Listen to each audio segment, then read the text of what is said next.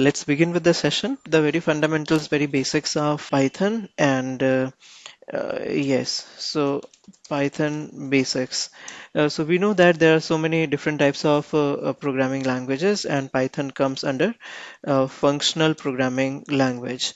So what exactly basically what is the meaning of functional programming language? Or if I say that not only functional, Python is also an object-oriented programming language. So we need to know that why do we call it as a functional programming language, or why do we call it as object-oriented programming language? So we need to understand that part. If we see that the traditional approaches which we have, they are procedural, then object-oriented, then we have declarative languages, we have rule-based languages. So different types are there, and along with them, we have functional programming as well.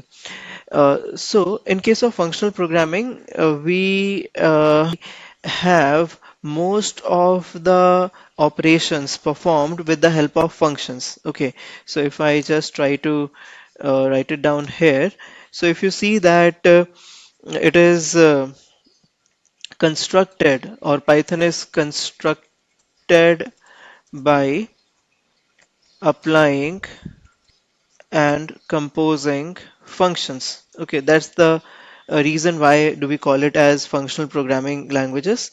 And because of that, it comes up with immutability, Bility. It comes up with a concept of pure functions. It comes up with the concept of declarative style or declarative code. So all of these things basically come under functional programming. So if I talk about, let's say, immutability. So what exactly is immutability? Let me talk about that. So function that has no side effects, and it returns the same output for same input. So without side effects, okay, it returns. Yes, so it returns the same output for same input. Same output for the same input. That is the meaning of immutability. This is basically called as pure functions. Let me just bring it over here. Yeah, this place. Okay. And yeah, let's talk about immutability. So immutability is data is never modified. Data is never modified. Instead, a new data is created. That is basically called as immutability.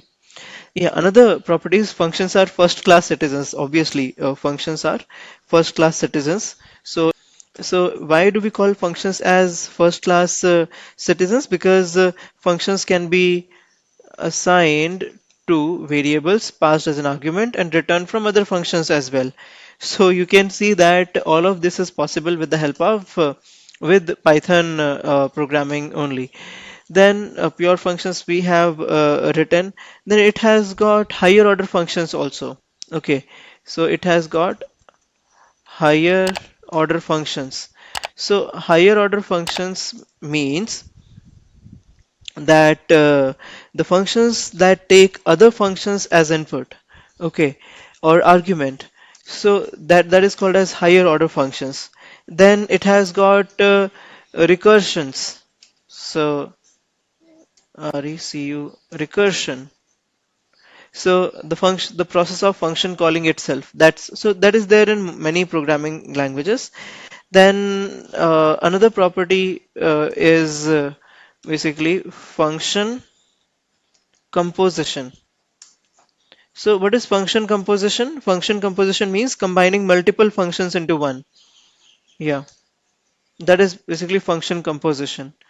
So if you see that these are the properties which make Python as a functional programming language, and it eventually helps. Okay, it helps in writing the shorthand code, and it doesn't only help in in basically like only one type of applications, but it helps in web, it helps in networking, it helps in AI ML, it helps in data analytics, business intelligence. So all these areas are there where it actually helps.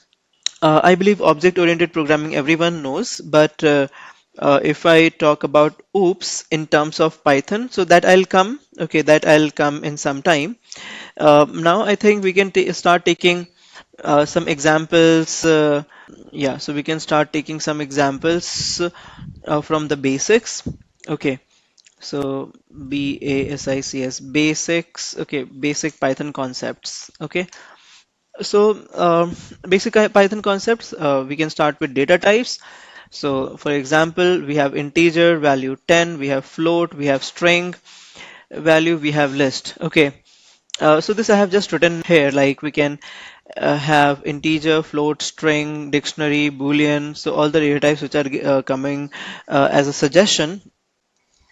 So let me tell you one by one, basically, that what all data types do we have, and then we will go for the advanced data types as well. So Python has got integer, float, and complex as numeric types. So I would like to start with numeric numeric types. So for numeric types, if you see, we have yeah. For numeric types, we have integer, we have float, and we have complex. Okay, integer, float, complex. Decimal again comes under float only. So that's why I'm not writing it again. So if I talk about integer, so in case of integer, if you see, we have some integer value as 10, and let us just try to display it as well. So the output will come as 10. So I can keep on running this. You can see that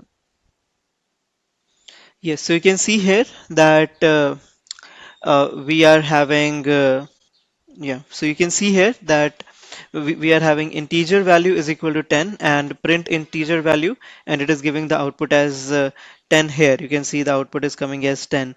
Similarly, if we go for float, so floats are decimal point values, and here float value 10.5, and let us execute this as well.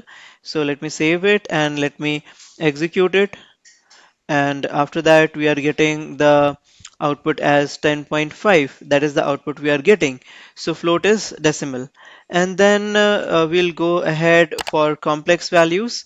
Okay, so for complex, if you see the values which are coming as complex value 3 plus 4j, print complex value. So this complex value, if you see, it is coming as 3 plus 4j, where 3 is the real part and 4j is the imaginary part. So two parts are there.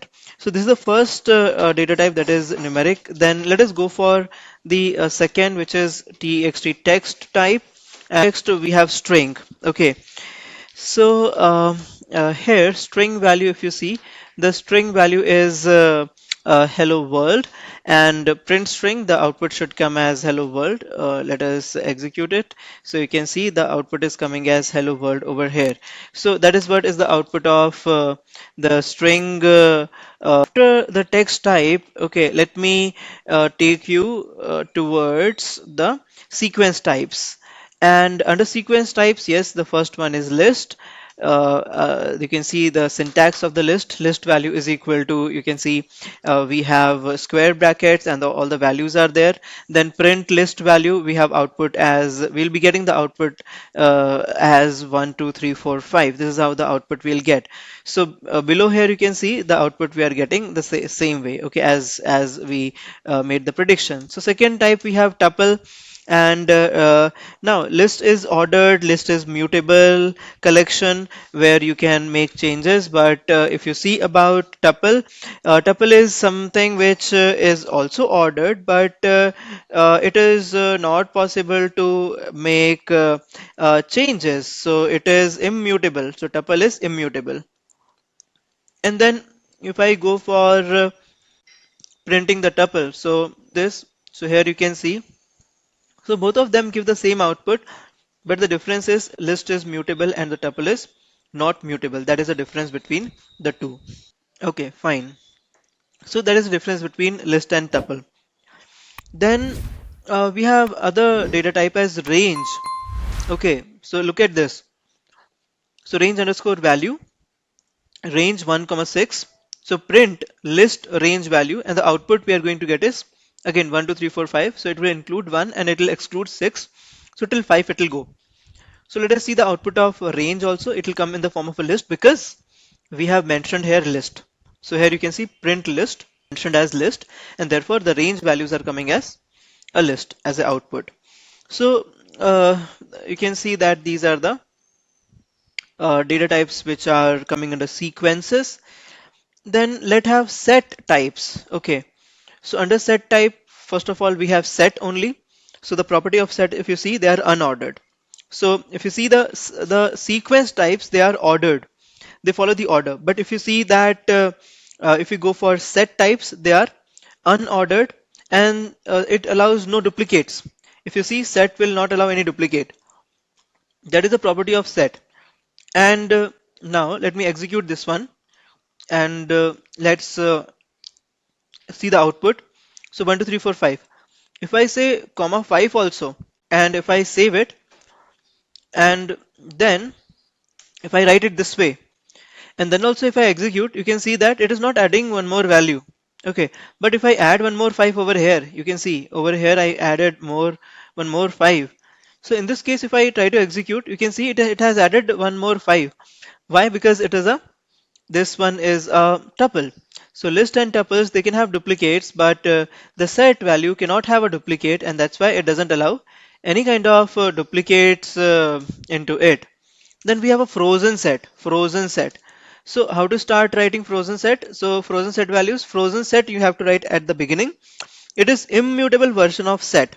Immutable version of set. Frozen set is immutable version of set. So here you can see that we have print frozen set. The values will come as 1 2 3 4 5. Okay, it brings the immutability.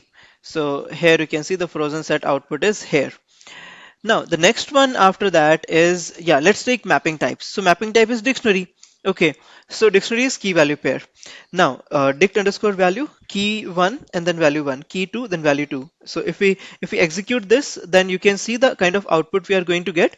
The output we are going to get is key 1, value 1, key 2, value 2. So key value pair as output we are going to get this way. So we have mapping types, which is basically dictionary.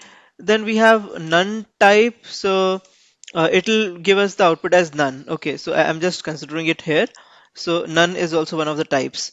Now I should take the next one as okay, none type is also covered. Okay, so none type I should have taken it as this way. Yeah. Now next one is none type is covered. Next one is Boolean. Boolean type. So Boolean has got Boolean. Okay. So Boolean value can be true or Boolean value can be false. Okay. So this way. So Boolean can be true or false. And now if we execute them, Boolean value true, Boolean value false. So let me save it and execute it. What happened? It says syntax error. Okay, somewhere yeah, till this point it is fine. Boolean value true. Then print Boolean value false. Okay. What does it say? It says that somewhere, so till none it did. Okay. And then here, copyright print Boolean values trace back. Boolean value is not defined. Why Boolean value is not defined? It is defined over here. Is there a spelling change? Boolean value, I don't see any spelling change over here. So Boolean underscore value. So true and false, and Boolean underscore value. I don't see anything as different. So I'll save it and I'll run it once again. It says ampersand, where syntax error, syntax error. Okay, it has to be that way only, no? So yeah, print Boolean value output. Okay, let me just delete this much and let me save it and run it once again. So okay, it's still saying some syntax error. Okay, so somewhere something wrong has happened. No problem. So what we will do is we'll just identify that where that particular challenge has come in. So is it somewhere in the beginning? No. Here also dict value is fine. Okay, let me close this file, save. Okay, probably close this file, open it again and just execute. Okay, no problem. So let me take it ex2. Okay, .py. Let's take a new file. So print, let's have hi, save and run it. It's okay. Then boolean. Okay, print true. Okay, it prints true, print false. Yeah. So booleans are true and false. And then boolean boolean. Okay, underscore typ type is equal to, okay, true true and print. Okay, it says yeah. So from here let me execute and then let me execute. Okay, so here you can see now it's being done. And then print boo boolean type. Okay, and let me execute this. So it is printing. Okay, so it is coming up as an output. Fine. So boolean is another data type. Now, after data type, let us have an understanding of like the variables, okay, which basically comes under the same thing. Once we are discussing data types, then even variables we are able to understand. But let us try to understand. So variable, the name itself, if you see variable, something which is able to change. So x is equal to 5 and print x. So let us execute this. Yeah. So here you can see the output is coming as 5. So if it is a string variable, then it has to be like this, and we can run the whole of the program. Okay, so one by one, let me run it. Yeah, so here you can see that we are able to see that it is printing the name as John. So these are called as variables, name and x. Why? Because they store some value and therefore we call them as variables. Now there are some rules for writing the variables, like we can start with letters, small cases or capital cases, and it can contain underscores. They are case sensitive, like if you write something as a is equal to hello, and if you uh, like do this particular way, it is going to print hello. But if you are going to print a, it is not going to print hello. Okay, it is not defined. So which basically means that you need to define a first. Okay, so that is what is the case sensitiveness. So I can write a is equal to something, I can write like this, and then I can execute it. Then it will get executed as well. So that is the difference between you can see there is a difference between the small case and capital case. Both are considered differently. Now, Python has got dynamic typing, dynamic typing. So dynamic typing basically means that if you see x here is an integer, and if I say, let's say y is equal to something, okay, is equal to, if I say 10.5, so this is a float. Okay, so who is deciding this? This is getting decided at runtime. So here x is an integer, x is not an integer, x is a string over there. Okay, so it's not integer, it is a string. Okay, string. And in the second case, that is a float value.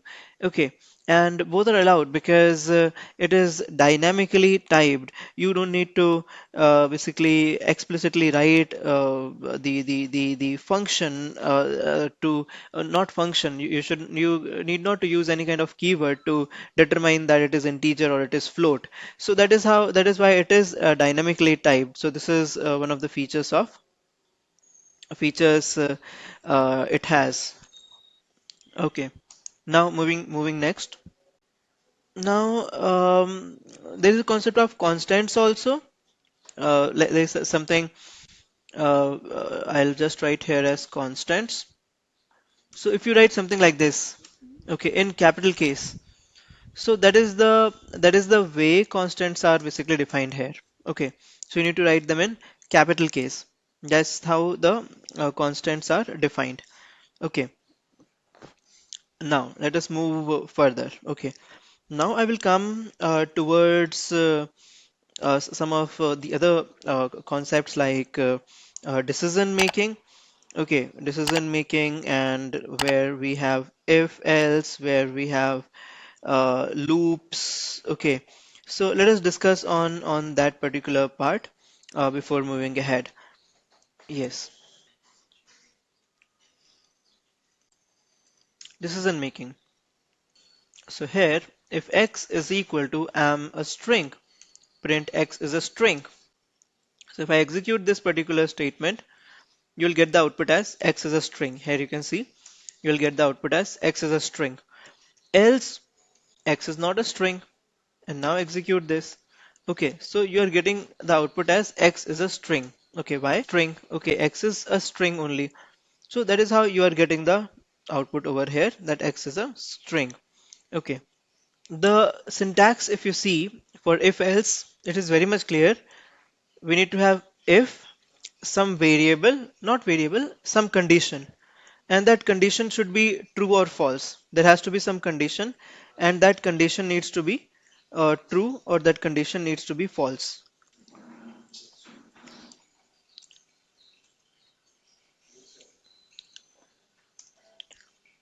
So let's say we have x is equal to 10. If x is less than 5, print x is greater than 5. So let's execute this. The output you are getting below is x is greater than 5. That is the output you are getting. Now,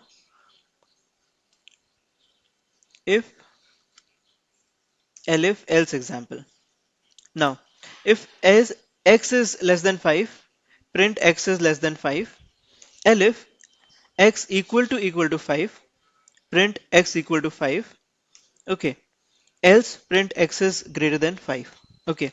This is if elif else example.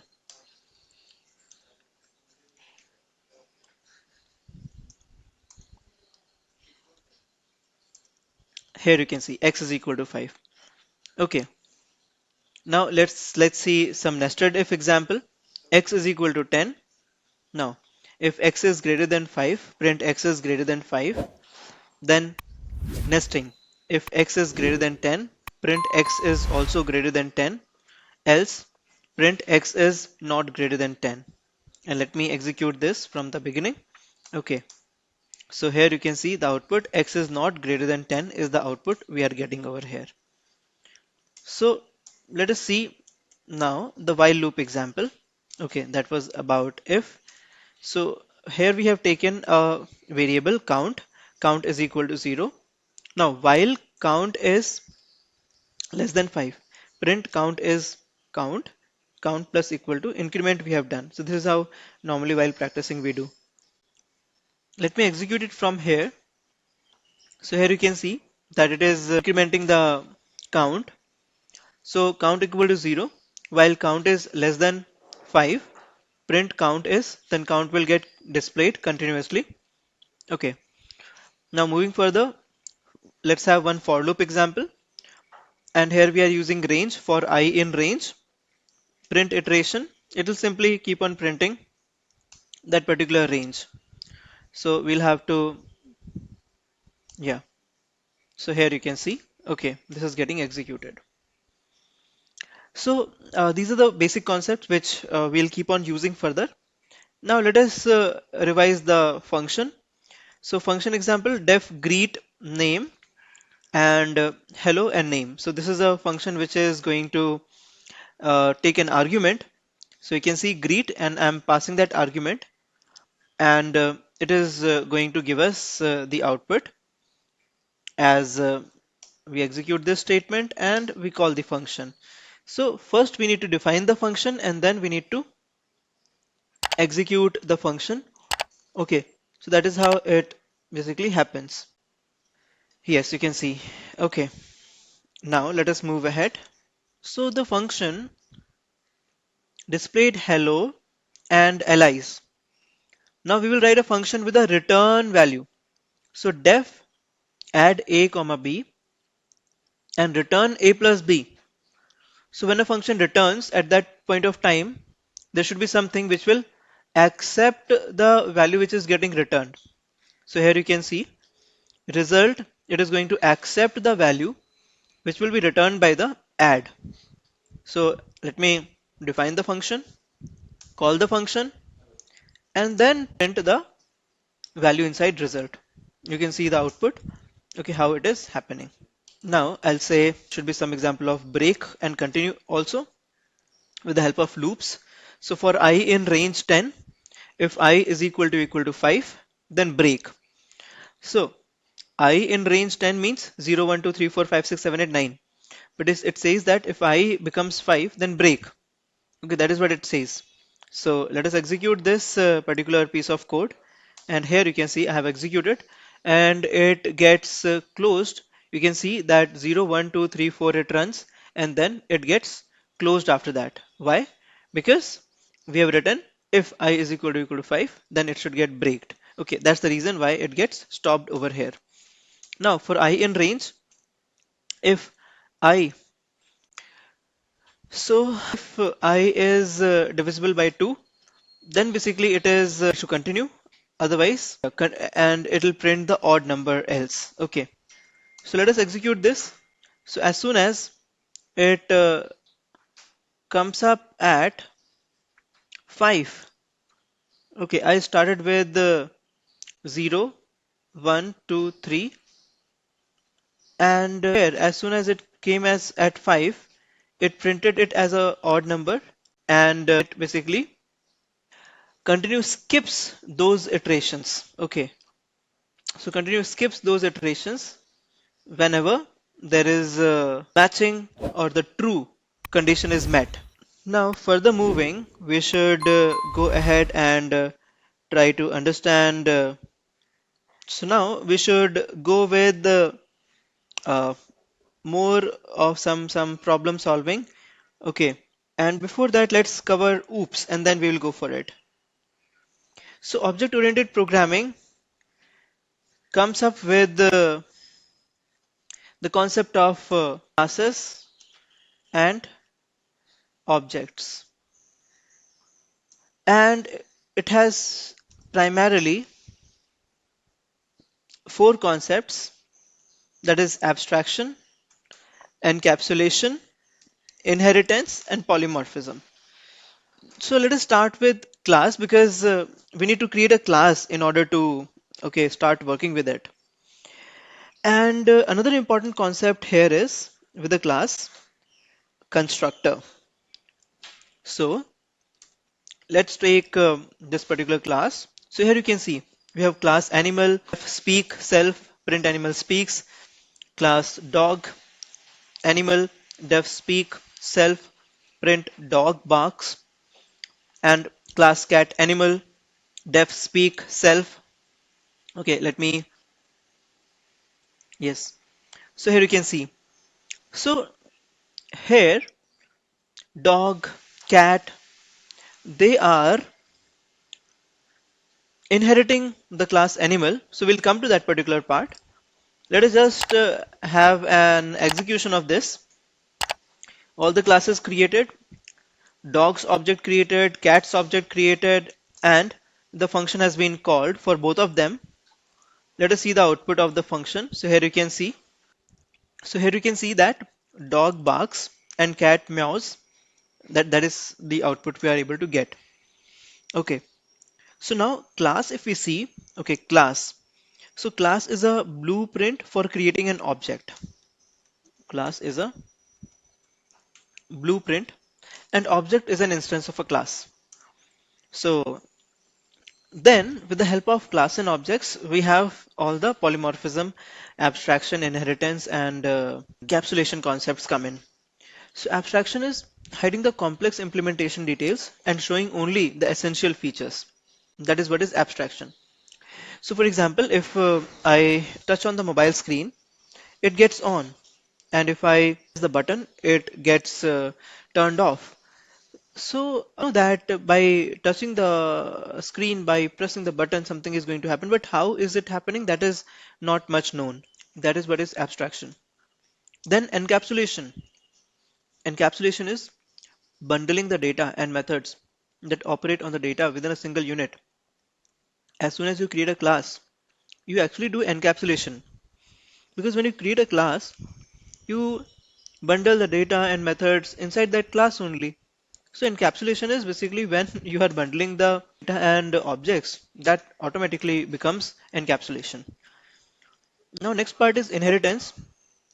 Inheritance is the mechanism of creating a new class from an existing class. New class from an existing class. So existing class is having some properties. With the help of that, we are creating a new class, that is inheritance. Then polymorphism is there. So polymorphism allows methods to do different things based on the object it is acting upon. Okay, so poly means many, morph means forms, many forms. Polymorphism is that thing.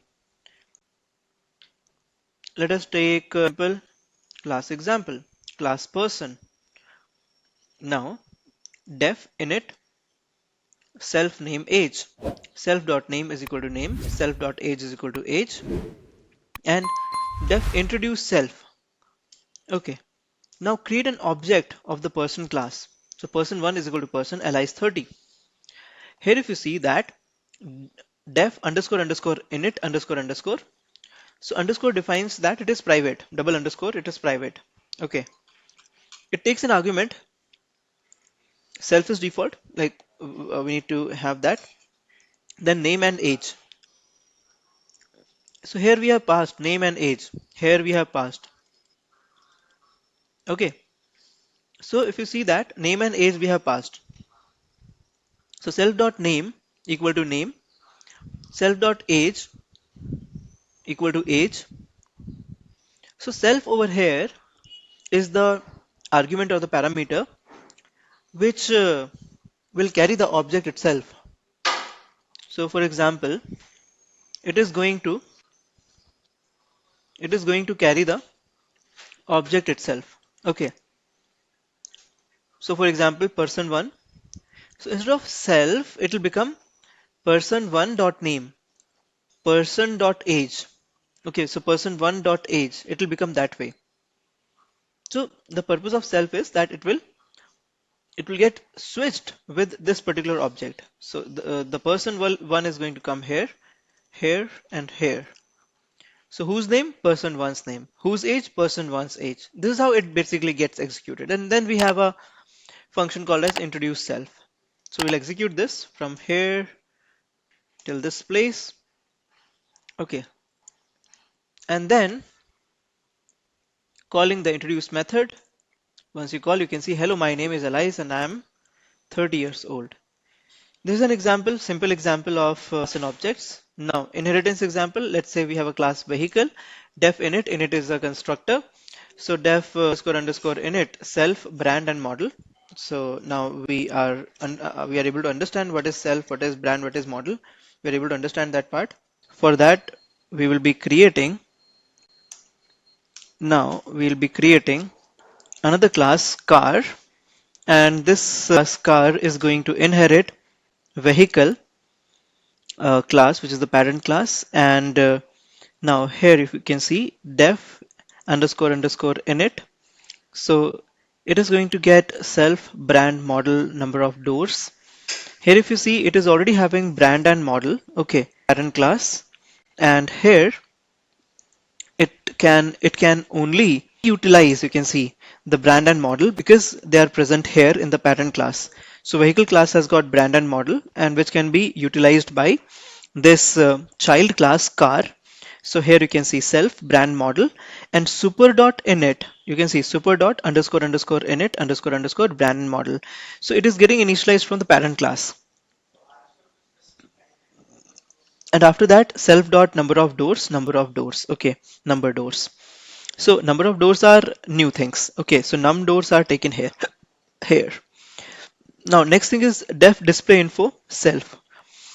So in this particular case, you can see super dot display info. It is going to get displayed from here. Okay, from the parent class. So super dot display info and print number of doors self. Okay, dot number of doors. So Here you can see that how inheritance is working. Let's create a class that is car1, and we are initializing it with the Toyota Camry and 4, and display info will display all the information which is required. Let me execute it class by class. So this is class vehicle, this is class car, this is the object getting created, and now we are calling the function display info. And here you can see vehicle brand Toyota model Camry, number of doors 4.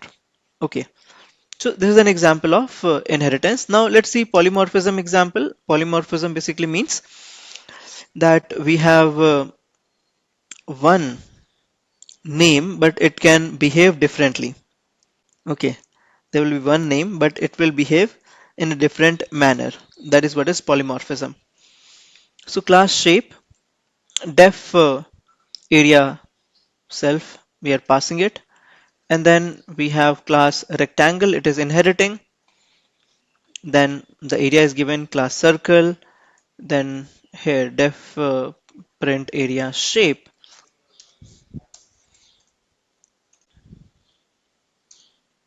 Okay, so now if you see that we have created a class named as shape, class named as rectangle which is inheriting shape, class named as circle which is inheriting shape, and this is a function which is called as print area, and it takes the shape as input.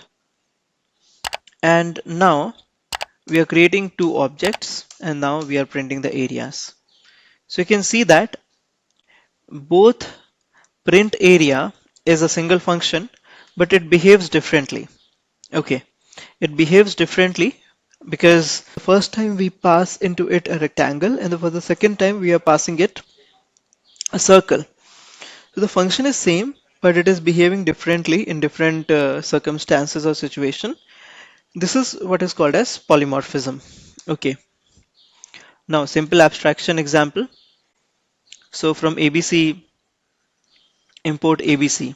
Okay, now from ABC, import ABC. This is abstract method. Class shape ABC, def area, self pass. Okay,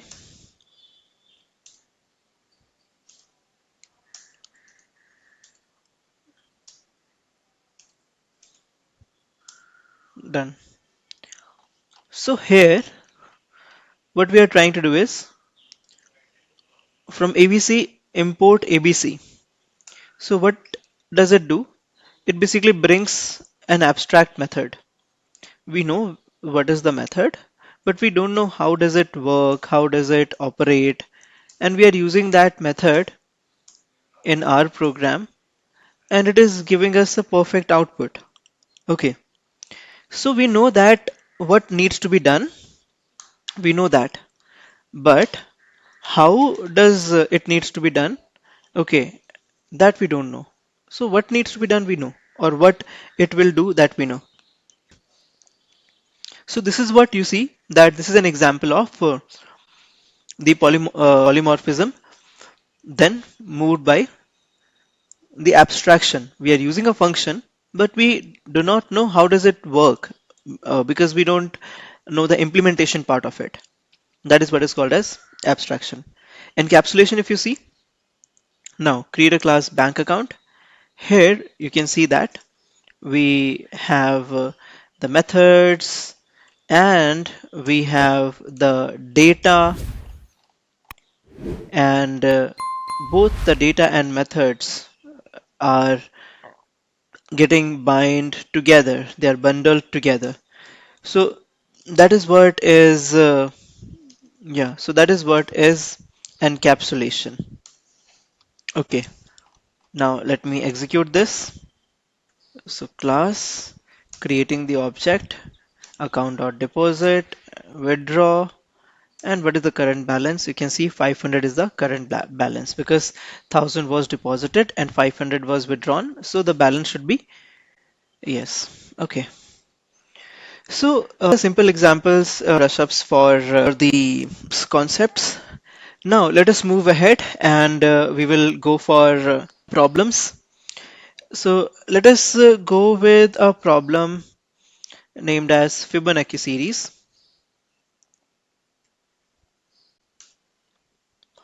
So now Fibonacci series, if you see, is where we can start with, let's say, we have just two numbers, that is 1 and -1, and we can just keep on adding these numbers, and whatever output comes, we can add it to the last number. Okay, that is how the Fibonacci series works. There are different kinds of implementations of Fibonacci series. Okay. Yeah, so this is default, whatever it has suggested us. I have brought it in. Okay, then we will a bit of. So here you can see 0, 1, 0 plus 1 becomes 1 plus 1 is 2, 1 plus 2 is 3, 2 plus 3 is 5, 3 plus 5 is 8. That is how it basically works. Okay, now let us try to see Fibonacci series with recursion. Okay. So we had discussed initially that recursion is a property of the Python. Okay. So with recursion, how does it happens? So in case of recursion, if you understand that recursion basically helps, recursion helps in reducing the code size, and you can call the same function again and again from the inside of the function, from within the function itself. So here we have fib series Fibonacci 10. And okay, yeah, so from here. So here we have def, we are defining, and yeah. So if n is less than equal to 0, return an empty. If n is equal to 1, return 0. If n equal to 2, return 0, 1. So it's simple, like whatever is the n value, based upon that, it is going to return. Okay. So now,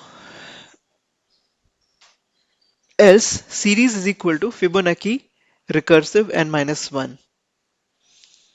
Series dot append series minus 1 plus series minus 2 return series. So the series is always the sum of previous two values generating the new value, that will get appended. So this is for the initial condition. Now generating Fibonacci series for the first 10 numbers using recursion. So fib series recursive, Fibonacci recursive 10, and then it has basically generated the 10 numbers.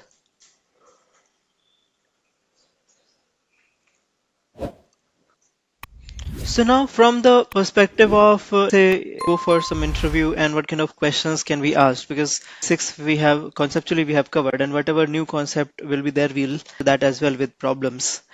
So let's say if you want to reverse a string, so how do you do that? So let's say we have a text input, and text input is hello world.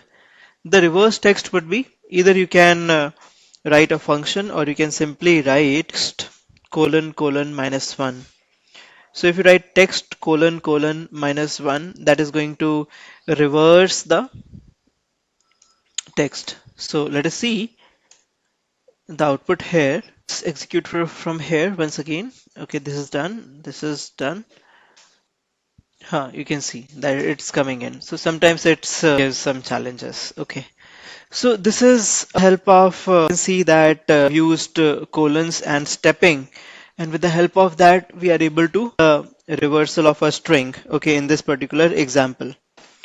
Now moving further, so another suggestion we are getting here is reverse a string example with a recursion. So that's another approach. So one particular problem may have different approaches.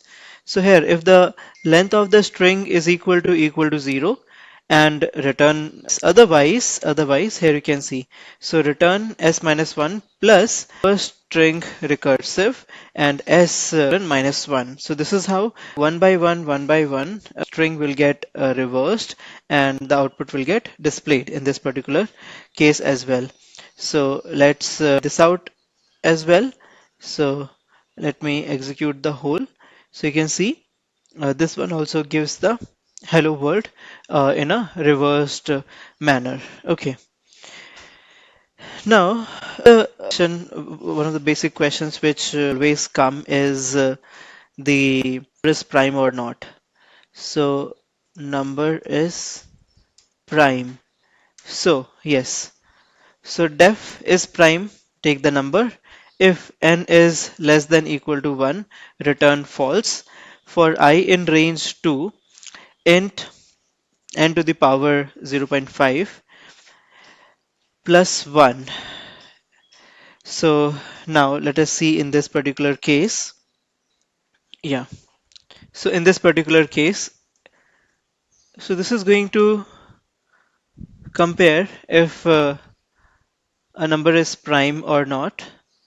So it is going to check the condition. If it is going to get true, then it will return false. Otherwise, it is going to return that yes, it is a prime number. So let us execute this from here. So it says that 29 is a prime number.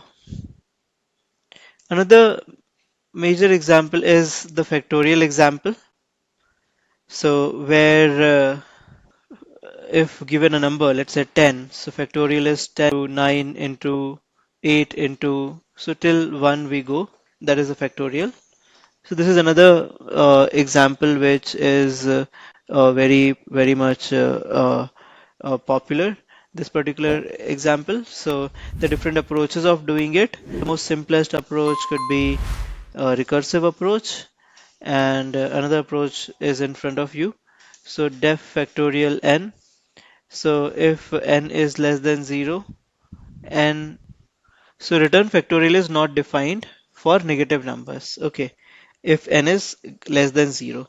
Otherwise, else if n is equal to 0 or n is equal to 1, in both the cases return 1. Okay, because factorial for 1 and 0 are 1 only. And then the last is else result equal to 1 for I in range.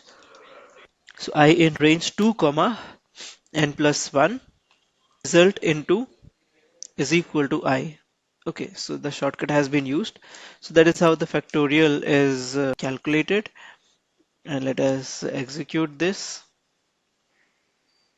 Okay, so with recursion also we can do. Okay, it will be very quick with recursion. So here you can see factorial recursive. This function we have used. Okay, so that's another approach that you can recursion as well.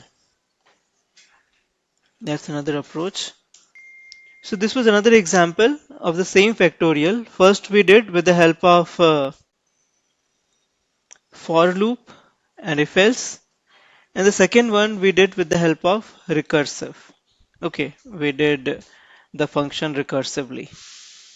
Similar way, checking the palindrome. Okay, so normalize the string and add string reverse method, right? So the same approach we are, so string reverse we are, and for reverse what we did, we are comparing it with the original string, and that is helping us out whether particular string is a palindrome or not. Okay, so a man plan a canal Panama. Okay, whether it is a palindrome or not, let's check. So we have a concept of decorators in Python. Okay, and if you see decorators, so decorators are a way to modify or enhance functions or methods in Python. So already we have some function and want more things in that particular function. Okay, so you can create a decorator and it is going to call this original function, but before and after the calling the original function, you can add more functionalities. That is what is the decoration part. So let's say a decorator function and the original function will be in the bracket. Then def wrapper function, this is wrapping up the things. Print wrapper executed before, okay, original function, return or original function, okay, and return wrapper. Now write decorator function Then let's say def display is the original function, print display function executed, and then call the display function. This is how it actually happens. Then we'll see decorator with arguments. Now let me execute this much. So you can see that when I called display function, because here you can see at the rate decorator function, so it is referring to the decorator function. So what will happen whenever you will call the display function, it is going to first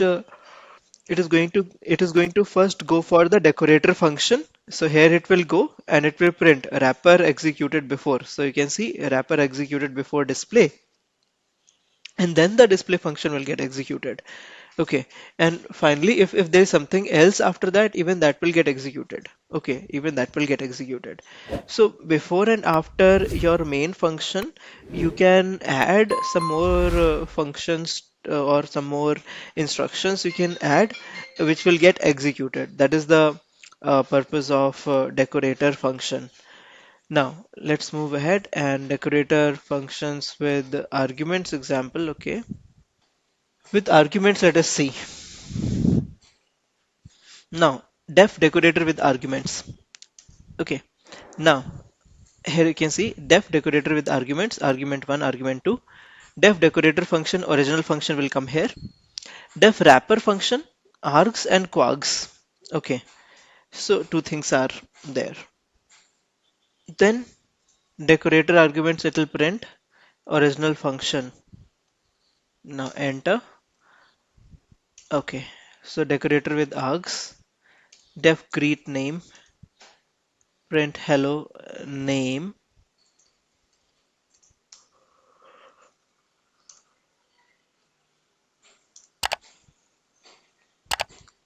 Then we'll go for lambda functions after that. So let's see decorator with arguments. So hello Alice is the output here you can see. Okay. So with arguments also you can create decorator functions, and that's something which is ability with many programming languages do not hold. Okay. So now is the lambda. So lambda are small anonymous functions defined using lambda keyword. So there is a keyword called as lambda. And happens anonymous functions. Okay, anonymous basically means say something we want to execute very quickly. So go for lambda function. Okay, so it will help you. So it just need to write lambda, then the arguments, and then the expression. The example given here is add is equal to lambda. Then you have to write the arguments x and y colon and then expression x plus y, and it's done. And it is done. Okay, that is how the lambda function actually works. So then how to basically leverage it? So this is for multiplication also. Then you can see for addition, for product, we have the lambda function created. Okay, now yeah, so we'll see the others also. So lambda, once again, how do we define? So add is equal to lambda x comma y. So x and y, they are the arguments, and then colon x plus y, so that x plus y is the expression. Execute this, the next line, and you can see this is how the execution takes place. Okay, now next concepts we have are the map, filter, reduce example. So yes, so map applies a function to all the items in an iterable. Okay, so for example here map, you can see list map lambda x colon x into two numbers. So it applies to all the numbers 1, 2, 3, 4, 5. Yeah, so map applies to all of them. So let me just execute this. So you can see that 1's a 1, but 2 2's a 4, 3 3's a 9, 4 4's a 16, 5 5's a 29, 25. Okay. Filters. So we need to filter out, or we need to include something, and we need to out remove something. So for that, filter is being used. So even numbers is equal to list filter lambda x colon x percent 2 equal to 0, and numbers are going to, so it is going to tell us whether even numbers are there or not. So here you can see it tells us even numbers are 2 and 4. 2 and 4 are the even numbers. Reduce applies to a function cumulatively to the items of an iterable. So from function tools reduce. So from function tools import reduce. Sum of is equal to reduce lambda x comma y x plus y numbers. So sum of numbers it is giving at the end. So cumulatively means one after the other. So we have series of numbers, multiple numbers. In that particular case, it is helping us out to summation. Okay, for the first two, then whatever is the output, then that with the next value, then with the next value. That is how it is happening. Let us run and see. So you can see sum of numbers is equal to 15. We are getting the proper output over here. Okay. Then another concept is exception handling. Exception handling, and whenever we have a critical code, we need to handle that code with the help of exception handling, where have different blocks which can catch the error and handle the error gracefully. So we have try. So under the try block, we write the code that may raise an exception like divide by 0.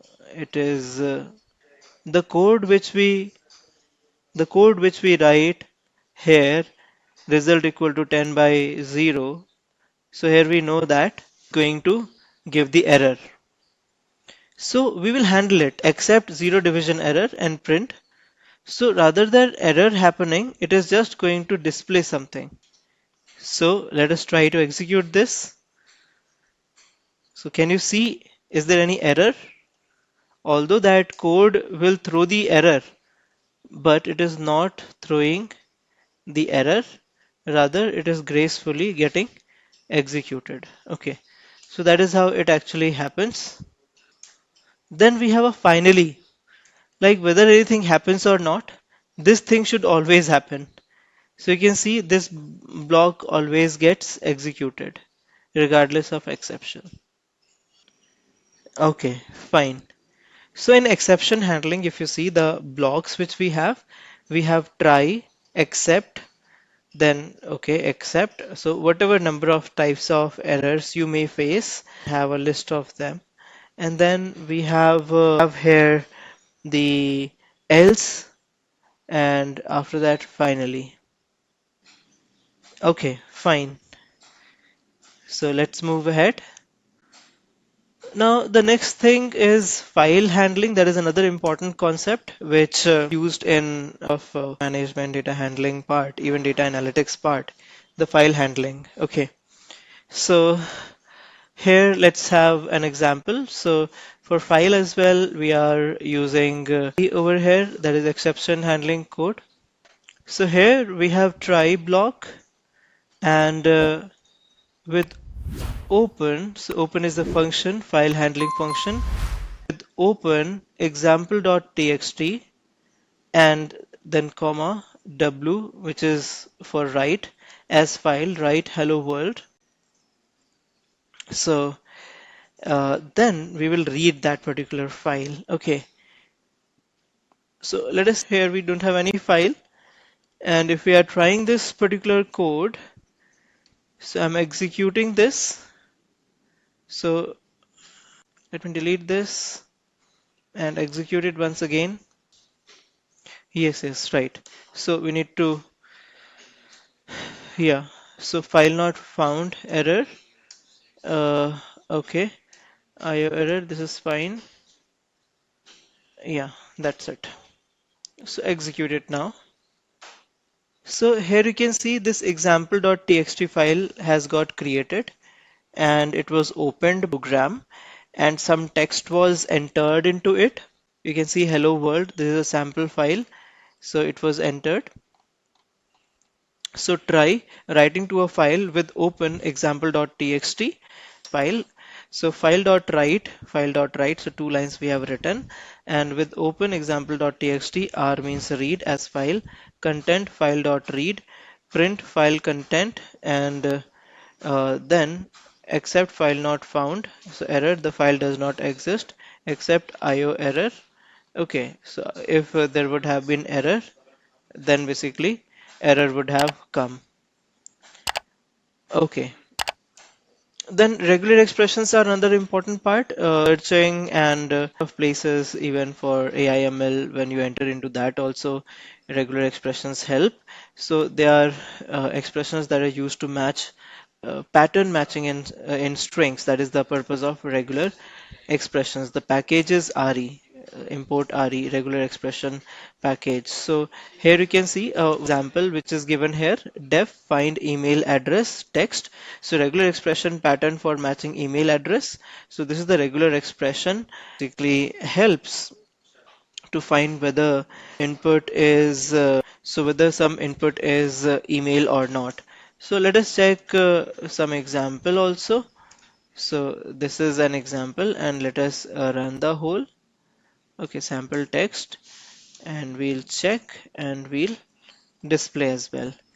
So it says that found email address. Okay, so it was able to find the email address. Okay, so that's how. Now let us move ahead, move further. Yes, now external file handling like JSON, which is JavaScript notation. It's a lightweight data interchange format. So we can do import JSON, sample data to be converted into JSON. So we will take a dictionary approach. So here you can see we have a key value pair. Now JSON string is equal to JSON.dump sample data we pass here. Print JSON string, convert JSON string back to Python object. So Python object JSON.loads. This JSON here you can see is getting loaded from the JSON string and becoming a Python object, and we are displaying it then. So let's execute this, and here you can see that JSON string is here, and as a Python object also it is here. Okay, so JSON is another important aspect which we have. Fine. Okay, one date and time also we can discuss. That is another. So in many cases we need to handle date and time as well. So we have a package called as datetime. So from datetime import datetime and time delta. So get the current date and time. So for that we have datetime.now function. Yeah, so datetime.now function. So print current date and time. Current date and time you can print. Time delta. So creating a time delta object representing a duration. So days equal to 5, hours equal to 3, minutes equal to 30, and add time delta to a current date time. So current date time plus time delta. So it will tell some future date time. Okay. So let me execute. So future date time because it has added some current date time into it. Now discuss NumPy as well. So once you are good with these concepts, then you need to go ahead with certain more libraries. Although we have a couple of libraries we discussed here. Now NumPy is for handling and it's numerical Python. So a lot of computation we can do with numbers. So the syntax is import NumPy as NP, create a NumPy array. So array equal to np dot array, and you can pass all the data into it, and it is going to create the array. That's the beauty of NumPy, like how easily and quickly it works. Then you can perform some basic operations, like if you want to have squared array, so array you have already created, you can do array and asterisk asterisk star star 2, so it is going to basically get as a power, and you can see that all the numbers are squared. Then you can create a 2D array. So for creating a write matrix is equal to np.array, and you have to write 1, 2, 3 and 4, 5, 6 and print 2D numpy array matrix. If you see that this will become a 2D matrix, and here on display we can see 1, 2, 3 and 4, 5, 6, the first row and the second row. This is how 2D matrix. And if you want to perform some operations on matrix, then you can do a transpose on the same matrix and have a look at it how after transformation the rows becomes the column and the column becomes the rows. Okay, so move ahead. So along with NumPy, Pandas is the library which is also very much which is being used a lot, and it makes a lot of things simpler than NumPy, like the handling of the data becomes simpler with the help of Pandas. Okay, yeah. So handling of the data becomes simpler. Now, the syntax is import pandas as PD. If you want to create a data frame, then from dictionary we are creating here. This is a dictionary. Data is equal to name, age, city. So these I would like to get them. As of now, they are key, and the rest of the things are values. I'll take them as column names, and rest of the things as row data. So that is how I'll take up. So let me execute. You'll be able to see that this is the data frame. Here you can see. Okay, so name, age, city, they become the column, and rest of the things become the data frame. And if you want to access the data frame columns, then df and name you can put. That helps you to access the columns of the data frame. In this particular manner, we are able to fetch the columns of the data frame. We can see that. Now we can filter. So filtering can be done like filter df, and you can see df age greater than 30. So this is how you can do filtering. Okay, so df is data frame. Again, you pass the data frame and fetch the column age and just put the value greater than 30. So all the values which are greater than 30 will get populated. So here you can see at the end. So filtered data frame, okay, age is greater than 30 and it is being displayed over here. Okay, Charlie 35 Chicago. It is displayed over here. Okay. Then matplotlib is there. Matplotlib is a library for doing the visualization, and it can create static, animated, and even interactive visualizations. That is what matplotlib does. And for matplotlib, the syntax is import matplotlib.pyplot as plt.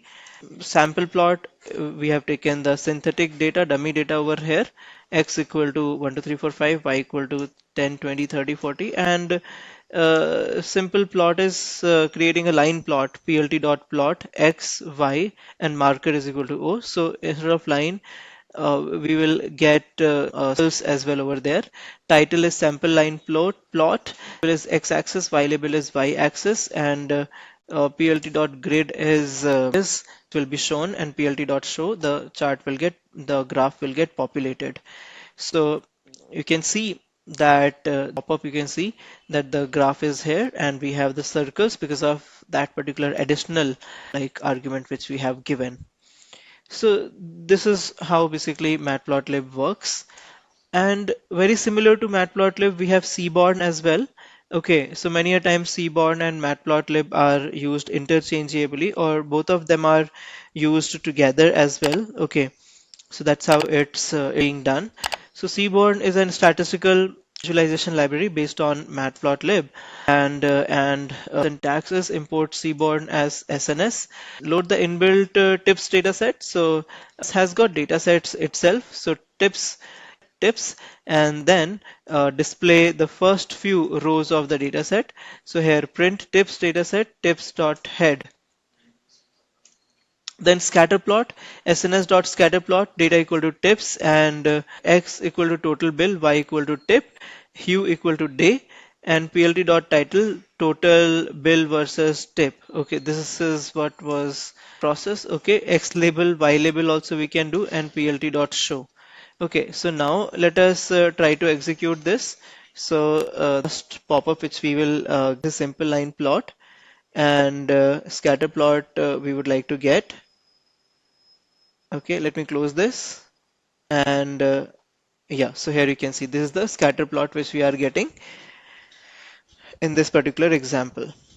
Okay, so this was in this seaborn. Okay, so close this, and getting into scikit-learn. the purpose, and then further moving into the AI and all. So scikit-learn is being used. One example I can just show you here. Okay, so it's a machine learning library for Python. Uh, it also has got data sets into it. So from sklearn.datasets, import iris. From sklearn.model selection, it has got import train test split. And then you can see that so it is splitting the data into training and testing. So yeah, so here you can see that have sklearn.model selection, import train test split, and train test split is used to split the data. Here you can see X train, X test, Y train, Y test. Okay, it splits the data into training and testing data sets. And after that, we can import split the shapes of training and tests. So that helps us for understanding purpose. Then we can create, yeah, we can go for a simple linear regression model. So sklearn.linear model, linear regression, and create a simple data set. Data set already we have. Okay, yeah. Now we should go for LR is equal to linear regression. Fit the, yes, exactly. Now X train, Y train, very good. Make the prediction, okay, and display the prediction, okay. And after that, not k-means clustering example. Now find the, this is regression, so find the or loss, find AE. Okay, yeah, so MAE, mean absolute error we should find. Yes, okay. So this much is okay, and then we can plot as well. Okay, plot the prediction versus actual. Yeah, that's it, I believe. Okay, that's it.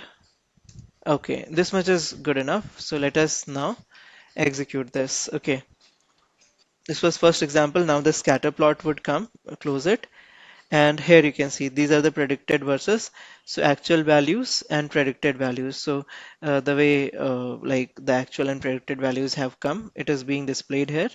Close it over here, and here we can see actions on the testing set. Mean absolute error is 0.14. One is used for machine learning comes to be used. Okay, we can import them and use them with the help of sklearn. That is the purpose of it. So the brush up, and I hope understand recap, and this may help you. You may give a quick, a quick feedback on the today's session for a minute's time, and then we can close it.